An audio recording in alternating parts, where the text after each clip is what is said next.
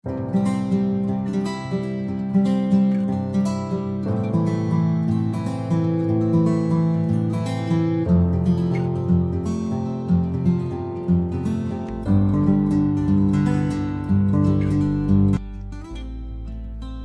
നാരങ്ങയും കൊണ്ട് സ്ക്വാഷ് ഉണ്ടാക്കി കഴിഞ്ഞ് കഴിഞ്ഞാൽ ഒരുപാട് തോട് മിച്ചം വന്നു. അതിൽ പകുതി തോട് ഞാൻ ചെറിയ കഷ്ണങ്ങളായിട്ട് അരിഞ്ഞ് ഒരു ചരുവത്തിലിട്ട് അടുപ്പത്ത് വെച്ചിട്ടുണ്ട്. ബാക്കിയുള്ള തോട് നമുക്ക് വെയിലത്ത് വെച്ച് ഉണക്കി പൊടിച്ചെടുക്കാം. ഇത് പാത്രം കഴുകുന്നതിന്, നിലവിളക്ക് കഴുകുന്നതിനൊക്കെ ഉപയോഗിക്കുകയാണെങ്കിൽ നല്ല കളറ് കിട്ടും. പ്രത്യേകിച്ച് വെളിയിൽ നിന്ന് പൊടികളൊന്നും വാങ്ങിച്ച് ഉപയോഗിക്കാതെ നമുക്കിത് തന്നെ ഉപയോഗിക്കാൻ പറ്റും. പിന്നീട് ബാക്കി അടുപ്പത്ത് അരിഞ്ഞ് ചരുവത്തിലിട്ട് വെച്ചിരിക്കുന്ന ചെറിയ കഷ്ണങ്ങളായിട്ട് അരിഞ്ഞ് എളുപ്പം വേവുന്നതിന് വേണ്ടിയിട്ട് ഈ നാരങ്ങ തോടിനകത്തോട്ട് നമുക്ക് വെള്ളം ഒഴിച്ചു കൊടുക്കാം, വേവുന്നതിന് ആവശ്യമായിട്ടുള്ളത്.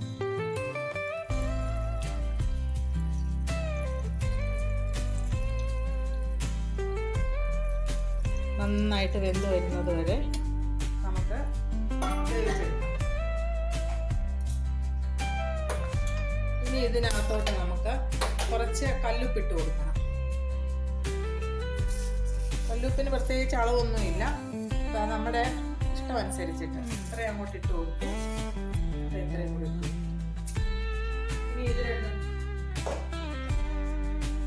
ഇനി ഇത് രണ്ടും കൂടെ നന്നായിട്ടൊന്ന് വെന്ത് വരുന്നത് വരെ നമുക്ക് വേവിക്കാം.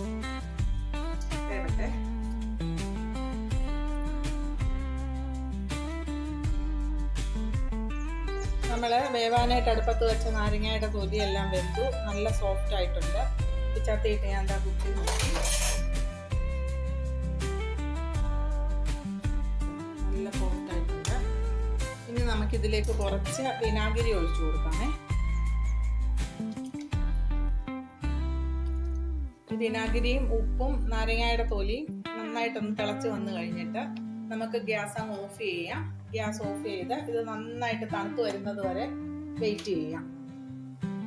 അത് കഴിഞ്ഞ് നമുക്ക് മിക്സിയുടെ ജാറിലിട്ട് ഇതെല്ലാം അരച്ചെടുക്കണം. അതിനു വേണ്ടിയിട്ട് നന്നായിട്ട് തണുക്കുന്നത് വരെ നമുക്കൊന്ന് വെയിറ്റ് ചെയ്യാം. വിനാഗിരി ഒഴിച്ചു കഴിഞ്ഞാൽ തിളച്ച് വന്ന് ഗ്യാസ് അങ്ങ് നമുക്ക് ഓഫ് ചെയ്യാം. ഇനി ഇത് തണുത്ത് കഴിഞ്ഞിട്ട് നമുക്ക് കാണാം. നമ്മൾ വേവിച്ച് വെച്ചിരിക്കുന്ന നാരങ്ങയുടെ, ബുഷ് ഓറഞ്ചിൻ്റെ സീഡ്ലെസ് നാരങ്ങയുടെ തോട് തണുത്തു, നല്ലതായിട്ട് തണുത്തു. ഇനി നമുക്ക് മിക്സിയുടെ ജാറിലോട്ടിട്ട് നന്നായിട്ട് ഇതൊന്ന് അരച്ചെടുക്കാം.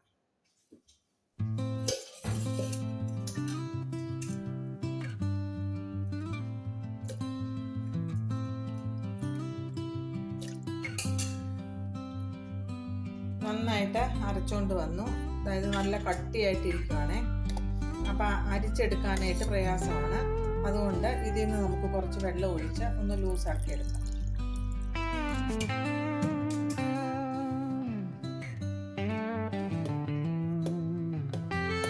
ഇനി നമുക്ക് ഒരു അരിപ്പയിൽ ഒഴിച്ച് അരിച്ചെടുക്കാം.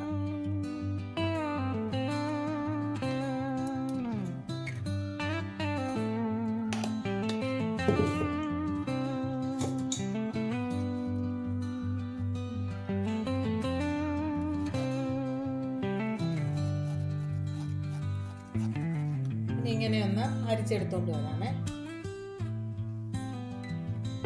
നന്നായിട്ട് അരിച്ചെടുത്തു.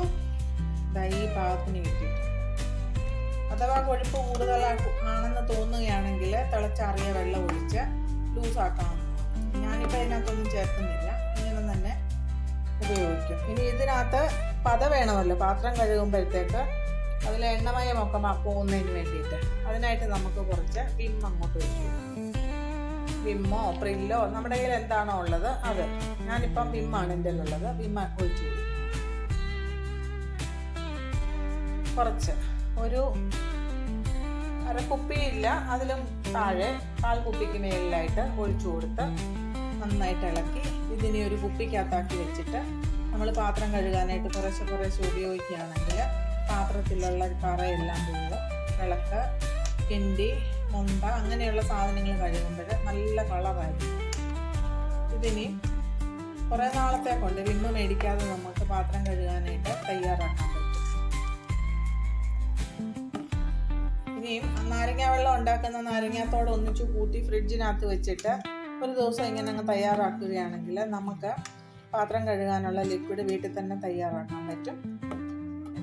ഇത്ര 750 ml ഒരു വിമ്മിൻ്റെ കുപ്പിക്ക് ഇതിന് 199 രൂപയാണ്.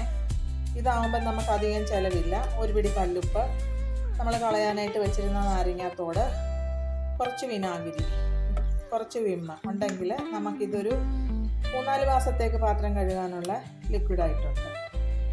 പറ്റുന്നത് പോലെ എല്ലാവരും ഒന്ന് ഉണ്ടാക്കി നോക്കണം. എന്നിട്ട് നിങ്ങളുടെ അഭിപ്രായം കമൻറ്റ് ബോക്സിൽ എഴുതണം. ഗ്ലാസ്സാണ്. വിമ്മിട്ടൊക്കെ തേച്ച് കഴുകി കഴിഞ്ഞ് കഴിഞ്ഞാൽ ഈ കളർ കിട്ടിയിട്ടില്ല ഇതുവരെ. എന്നും ഒരു ഡാർക്ക് കളറായിരുന്നു. ഈ ചായയുടെ കപ്പ് കണ്ടോ, നല്ല വൃത്തിയായി.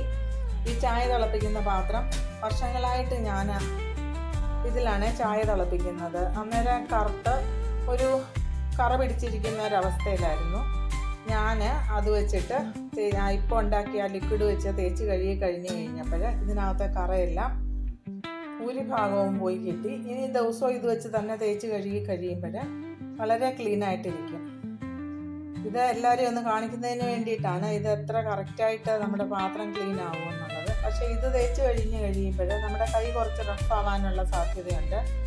കാരണം നാരങ്ങ എന്ന് പറയുന്ന സിട്രിക് ആസിഡും വിനാഗിരി അസറ്റിക് ആസിഡും ഉപ്പെന്ന് പറയുന്നത് സോഡിയം ക്ലോറൈഡുമാണ്. ഇതെല്ലാം കൂടെ ചേർന്ന് കഴിയുമ്പോഴത്തേക്ക് എന്തെങ്കിലുമൊക്കെ ഒരു കെമിക്കൽ ഇഫക്റ്റ് ഉള്ളത് കൊണ്ടായിരിക്കുമല്ലോ ഇതെല്ലാം ഇങ്ങനെ ക്ലീൻ ആവുന്നത്.